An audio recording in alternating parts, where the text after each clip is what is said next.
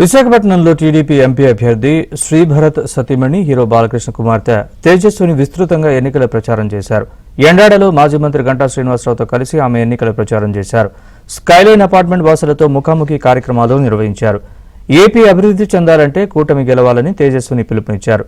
కూటమి అభ్యర్థులను గెలిపించాలని ఆమె కోరారు.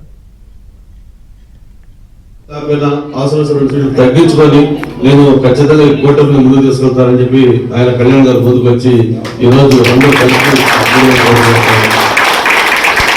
మరి మేము ముందుగా రిక్వెస్ట్ చేస్తాను. మీరు మిగతా ఏదో మేము విలేజ్ లోకి వెళ్ళి అంతా ఎల్లడం నువ్వు చేయనవసరం లేదు. మీరు ఎక్కువ మంది ఎడ్యుకేటెడ్ చదువుకున్న వాళ్ళు బాగా ఈ ఆలోచించాడు కాబట్టి మీకు అన్ని మంచి ఏంటో చెడు తెలుసు.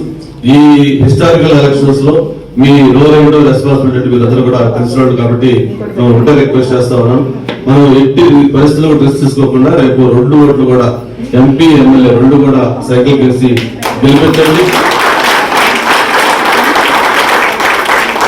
ఏదైతే ఎక్స్పెక్ట్ చేస్తా ఉన్నారో ఒక అడ్మినిస్ట్రేషన్ ఎలా ఉండాలని స్టేట్ లో నేను అలాగే సెంట్రల్ లో భారత్ ఇద్దరు ఉంటాం. తప్పకుండా నరేంద్ర మోడీ గారు చంద్రబాబు గారి నాయకత్వంలో మన అన్ని ప్రాబ్లమ్స్ కూడా పరిష్కారం చేసుకుందాం అని చెప్పి తెలియజేసుకుంటూ ఈ ప్రెసిడెంట్ గారు చెప్పారు. ముఖ్యంగా అపార్ట్మెంట్స్ అందరూ సిమిలర్ ఒపీనియన్ ఉన్న వాళ్ళు కలుస్తున్నారు. ఇవాళ ఈ కూటమి తప్పకుండా గెలుస్తుందని నాకు అనిపిస్తుందండి. అదే కాదు ఇక్కడ జనం స్పందన చూస్తే చాలా బాగుంది. డెఫినెట్గా చంద్రబాబు నాయుడు గారితోనే సాధ్యం అండి.